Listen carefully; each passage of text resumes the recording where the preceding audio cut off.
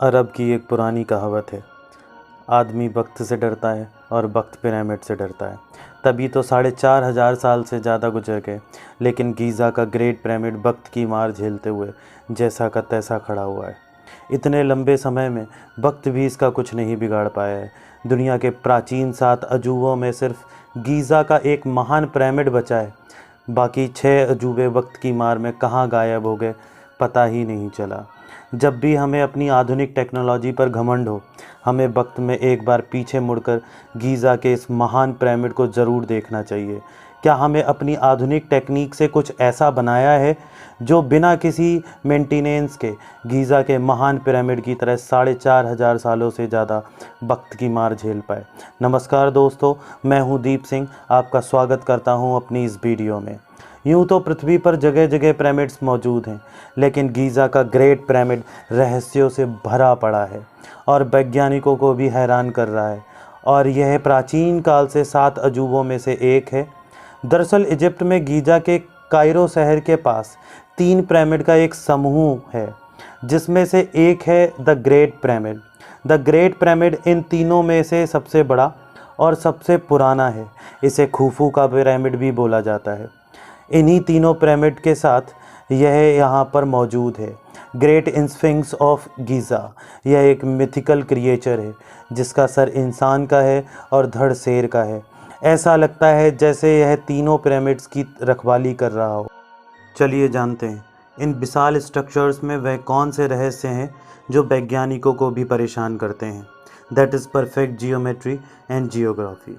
इस ट्रायंगल को देखिए, यह बिल्कुल पिरामिड के आकार का ही है। इसकी एक साइड इस मिथिकल क्रिएचर यानी कि स्फिंक्स के सर से गुजरती है। अगर हम ग्रेट पिरामिड के आधार की आउटलाइन बनाएं और उसको राइट साइड में खिसका के पिरामिड के आधार के एक साइड में अलाइन कर रहे हैं और इस बॉक्स से एक सीधी रेखा मिथिकल क्रिएचर तक खींचें, तो वह भी स्फिंक्स के सर से गुजरती है। और ग्रेट पिरामिड और इसके पास मौजूद दूसरे पिरामिड के सेंटर पॉइंट से गुजरने वाला इस तरह ट्रस से एक सर्कल खींचे तो वह भी स्फिंक्स के सर से होकर गुजरता है। क्या यह एक इत्तेफाक है या प्राचीन मिस्र वासियों ने यह जानबूझकर बनाया है? ग्रेट पिरामिड को अंतरिक्ष में मौजूद नक्षत्र यानी कि स्टार कॉन्स्टेलेशन को ध्यान में रखते हुए बनाया गया है। अगर ग्रेट पिरामिड के चारों कोनों को देखा जाए तो यह अंतरिक्ष में मौजूद 4 नक्षत्रों को दर्शाते हैं और ये नक्षत्र हैं वृष, सिंह, वृश्चिक और कुंभ। ग्रेट पिरामिड 2 परफेक्ट एक्सिस पर बना हुआ है। जो पिरामिड इस तरह से गुजरती है, एक्वेरियस लियो एक्सिस पर स्फिंक्स बना है जो कि सिंह नक्षत्र की ओर है। क्या यह भी एक इत्तेफाक है? क्या आपको पता है कि अगर आप बर्ड का मैप लो, उसमें पृथ्वी का सेंटर निकालो तो वह कौन सी जगह होगी? यह एक इत्तेफाक है या सोची समझी प्लानिंग, मुझे नहीं पता, लेकिन अर्थ का सेंटर वही है जहां गीज़ा का ग्रेट पिरामिड बना है। अब यह सोचने वाली बात है कि हमें कुछ सदी पहले ही पता चला है कि पृथ्वी गोल है। उससे पहले तो यही माना जाता था कि पृथ्वी फ्लैट है। तो आखिर आज से 4,500 साल पहले प्राचीन मिस्रवासियों को कैसे पता चला पृथ्वी के सेंटर का? क्या उनकी टेक्नोलॉजी काफ़ी एडवांस थी या इसके पीछे भी किसी बाहरी सभ्यता का हाथ था? ग्रेट पिरामिड के इत्तेफाक यहीं ख़त्म नहीं होते। पिरामिड को इस तरह से बनाया गया है कि यह चारों दिशाओं को दर्शाता है और इसका एक सिरा नॉर्थ पोल को अलाइन करता है। हालांकि इसमें थोड़ा सा एरर है, लेकिन वह भी 4,500 सालों में पृथ्वी की टेक्टोनिक प्लेट्स के मूवमेंट की वजह से है। आखिर उनको दिशाओं की इतनी सटीक जानकारी कैसे थी? यह तो आपको पता ही होगा कि 21 जून को साल का सबसे बड़ा दिन होता है और उसी दिन रात सबसे छोटी होती है। 21 जून को जब पृथ्वी का सबसे बड़ा दिन होता है, उसी दिन यहाँ से सूर्य कुछ इस तरह से अस्त होता है जैसे मानो कि सूर्य उस मिथिकल क्रिएचर के पीछे से अस्त हो रहा हो। 1989 में एक थ्योरी पब्लिश हुई थी जिसे ओरायन कोरिलेशन थ्योरी बोलते हैं। आसमान में एक ओरायन बेल्ट मौजूद है जिसमें 3 तारे हैं जिनका नाम है एलनाइटक, एलनाइलम और माइनटेका। गीज़ा के यह पिरामिड इन 3 तारों से अलाइन करते हैं और यह सच में एक बहुत बड़ी मिस्ट्री है कि सच में इन पिरामिड्स को इस तरह से बनाया गया था। क्या इसमें भी किसी दूसरी दुनिया की सभ्यता का हाथ था? प्राचीन मिस्रवासियों के एक गॉड थे ओसाइरिस। मिस्रवासियों का मानना था कि ओसाइरिस जन्म और मृत्यु के देवता थे, जो कि मरने के बाद आत्मा को फिर से नया जन्म देते थे। मिस्रवासियों के अनुसार मौजूद यह तारे उनके भगवान और उनका घर हैं। खैर जो भी हो, लेकिन यह सब इत्तेफाक तो नहीं लगता। ऐसा लगता है कि इन पिरामिड को एक सोची समझी योजना के अनुसार बनाया गया था, क्योंकि पूरी पृथ्वी पर जितने भी पिरामिड्स मौजूद हैं उन सबको एक समय काल में ही बनाया गया। अब यह कैसे संभव है कि उस समय उनके पास ना तो ट्रैवलिंग का कोई साधन मौजूद था और ना ही उनके पास ऐसी कोई टेक्नोलॉजी थी जिससे वह पृथ्वी के दूसरी साइड मौजूद सभ्यताओं से बात कर पाते। लेकिन फिर भी पृथ्वी पर जगह जगह एक ही शेप में बने पिरामिड मौजूद हैं, जिनको एक ही समय काल में बनाया गया था। ऐसा लगता है कि 4500 साल पहले उनकी टेक्नोलॉजी काफ़ी एडवांस थी। किसी दूसरी ग्रह से सभ्यता ने उनकी मदद की थी। ऐसा लगता है कि इतिहासकारों से 4500 साल पहले की कोई ना कोई कड़ी तो छूट रही है, जो आज कई अनसुलझे सवाल पैदा करती है, जिनकी गुत्थी सुलझाने में आज हम उलझे हुए हैं। यह तो हमने पिरामिड की परफेक्ट जियोमेट्री और जियोग्राफी को जाना, लेकिन पिरामिड के रहस्य यहीं ख़त्म नहीं होते। वैज्ञानिकों को पिरामिड्स के बारे में जो भी सवाल असमंजस में डालते हैं, उनमें से पहला सवाल है कि आखिर पिरामिड को क्यों बनाया गया था। यह मिस्रवासियों के राजाओं के मकबरे हैं? क्या इनमें उस समय खाने पीने की वस्तुओं को संरक्षित किया जाता था? क्या यह उस समय के साइंस एक्सपेरिमेंट का हिस्सा थे? क्या यह किसी तरह के पावर हाउस थे? ऐसे सवाल तो बहुत हैं, लेकिन सटीक जवाब कोई भी नहीं। लेकिन एक आम धारणा के अनुसार मृत शरीर को वहाँ पर जलाने की कोई भी प्रथा नहीं थी। मृत शरीर को एक लेप चढ़ाकर मम्मी बनाकर कब्र में रखने का रिवाज था। उसी लेप की वजह से वह हजारों साल तक संरक्षित रह सकते थे। दरअसल प्राचीन मिस्रवासी ऐसा इसीलिए करते थे क्योंकि उनका मानना था कि मरने के बाद भी इंसान का जीवन चलता रहता है। इसी वजह से लोग खाने पीने की वस्तुएं, कपड़े, गहने, बर्तन, हथियार, जानवर और सारी चीज़ें जो भी जीवन यापन के लिए ज़रूरी होती हैं, वहाँ सब उनके साथ रखते थे। ऐसा माना जाता है कि मिस्र के पिरामिड मिस्र के प्राचीन राजाओं की कब्रें हैं, जिनमें उनको मम्मी बनाकर दफना दिया जाता था। द ग्रेट पिरामिड मिस्र के राजा खुफू की कब्र है। चलिए मान लेते हैं मिस्र के पिरामिड वहाँ के प्राचीन राजाओं के मकबरे हैं, लेकिन सवाल यह है कि मिस्र में जितने भी पिरामिड हैं उनमें आज तक किसी की भी कब्र पिरामिड के अंदर क्यों नहीं मिली? मम्मी तो छोड़ो, वहाँ पर आज तक कोई भी ताबूत नहीं मिला। इससे यह साबित होता है कि पिरामिड्स मकबरे तो नहीं हैं, बल्कि वह कुछ और ही हैं और उनको बनाने के पीछे कुछ और ही मकसद था। जितना यह सवाल रहस्यमयी है कि पिरामिड को क्यों बनाया गया था, उससे भी कहीं ज़्यादा रहस्यमयी सवाल ये है कि आखिर पिरामिड को कैसे बनाया गया था। और इस सवाल का जवाब हमारे पास आज भी नहीं है कि आखिर पिरामिड को कैसे बनाया गया था, क्योंकि भव्य पिरामिड का निर्माण उस दौर में हुआ था जब ना तो पहिए का आविष्कार हुआ था, जिससे भारी भरकम पत्थरों को एक जगह से दूसरी जगह पर आसानी से पहुंचाया जा सके, और ना ही उस समय लोहे के किसी धातु की खोज हुई थी जिनसे बने औजारों से वह भारी भरकम पत्थरों को काट सकते थे और तराश सकते थे। लेकिन प्राचीन मिस्रवासियों ने उस समय बिना किसी धातु के औजार के उन पत्थरों को कैसे काटा होगा, कैसे उनको तराशा होगा? उन्होंने बिना पहिए के उन पत्थरों को एक जगह से दूसरी जगह कैसे पहुंचाया होगा? मैं आपको बता दूं कि ग्रेट पिरामिड का वजन 27,50,000 टन है। आपकी तुलना के लिए बता दूं, आज की आधुनिक इमारत बुर्ज खलीफा का वजन मात्र 51 लाख टन है। तो आप अंदाज़ा लगा सकते हो कि कितना भारी है ग्रेट पिरामिड। आपको बता दूं, आईफिल टावर के बनने से पहले तक ग्रेट पिरामिड इंसानों द्वारा बनाई गई दुनिया की सबसे ऊंची इमारत है। यह पिरामिड 450 फीट ऊंचा है और इसका आधार 23 एकड़ में फैला है। आपकी तुलना के लिए बता दूं कि इसका आधार 16 फुटबॉल मैदान जितने एरिया में फैला है।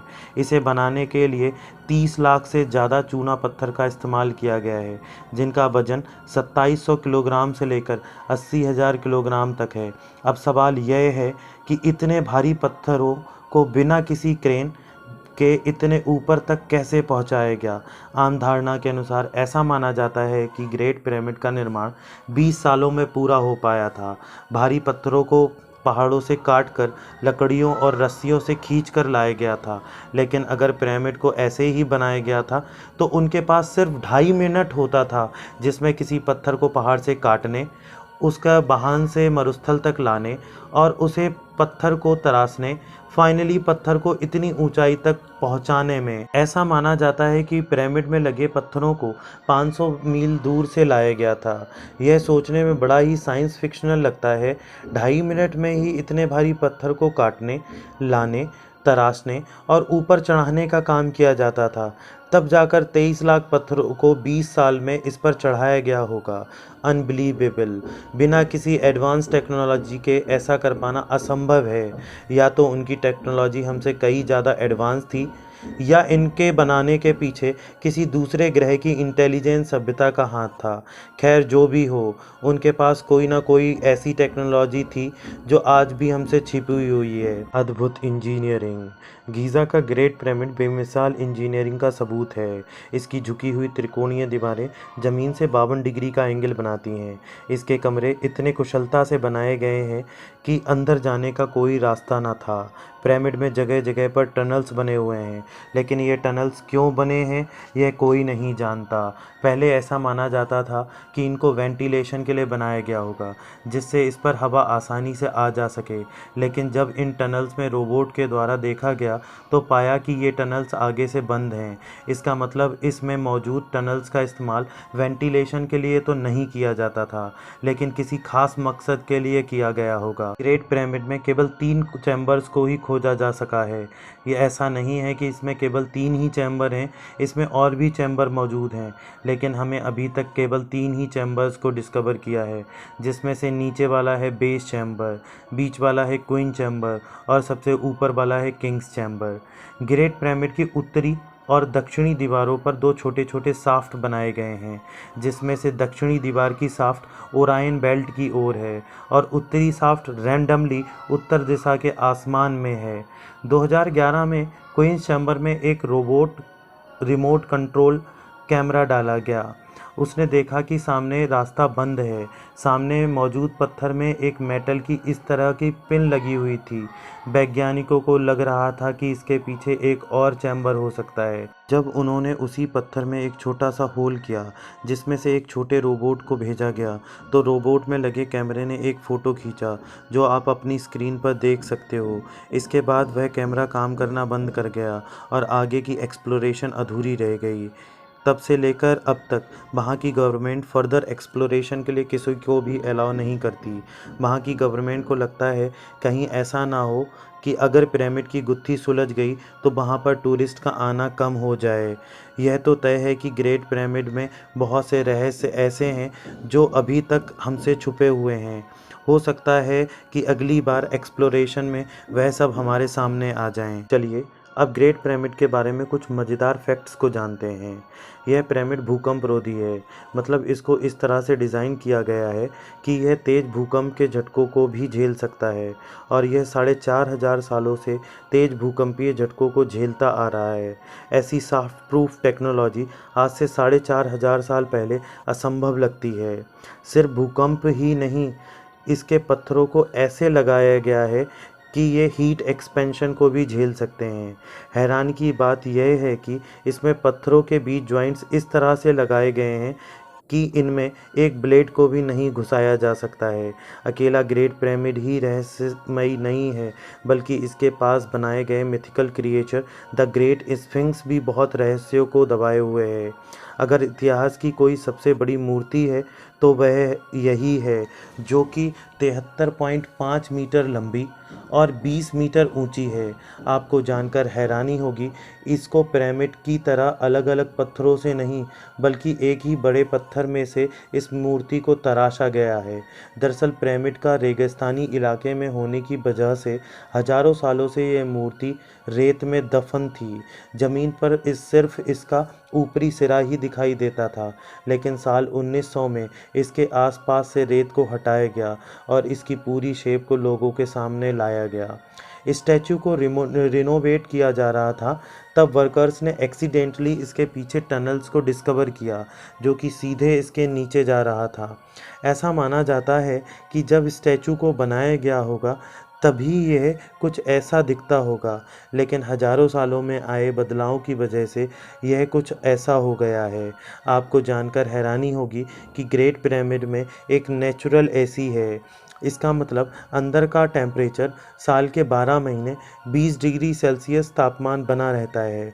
जैसा कि हम जानते हैं कि गीज़ा का पिरामिड रेगिस्तानी इलाके में बनाया गया है जहां भीषण गर्मी रहती है, लेकिन फिर भी इसके अंदर का तापमान आइडियल बना रहता है। क्या आपको पता है 12वीं सदी के अंत में इजिप्ट के एक सुल्तान अल अज़ीज़ ने गीज़ा के पिरामिड को तोड़ने की कोशिश की थी। अब तो यह सुल्तान ही जाने कि वह ऐसा क्यों करना चाह रहा था, लेकिन लगातार 8 महीनों तक जिन वर्कर्स ने पिरामिड को तोड़ने की कोशिश की, उन्होंने 8 महीने में इस पिरामिड को सिर्फ इतनी ही क्षति पहुंचाई थी। वह मुश्किल से एक दिन में 1 या 2 पत्थर ही निकाल पाते थे।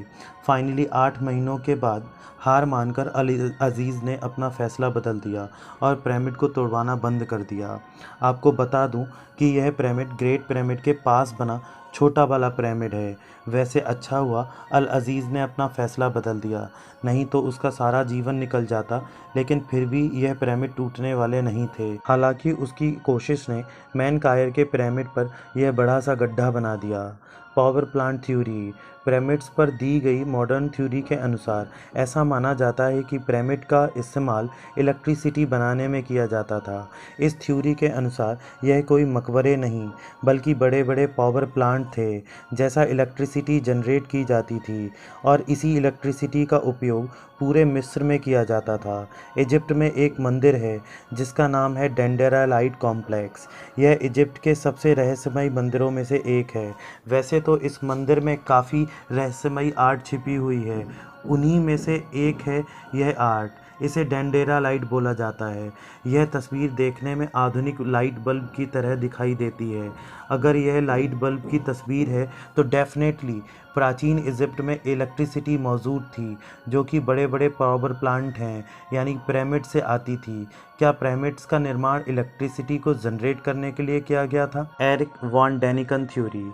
एरिक वॉन डैनिकन ने एक किताब लिखी थी जिसका नाम था चैरियट्स ऑफ द गॉड्स। इस किताब में एरिक ने अलग अलग थ्योरी दी थी, जिसके अनुसार पिरामिड का निर्माण इंसानों ने नहीं बल्कि दूसरे तारामंडल से आए परग्रही जीवों ने किया था। एलियंस ने ही अपनी एडवांस टेक्नोलॉजी के द्वारा परफेक्ट जियोमेट्री और जियोग्राफी को देखते हुए अपनी आधुनिक मशीनों से इन्हीं पिरामिड का निर्माण किया था।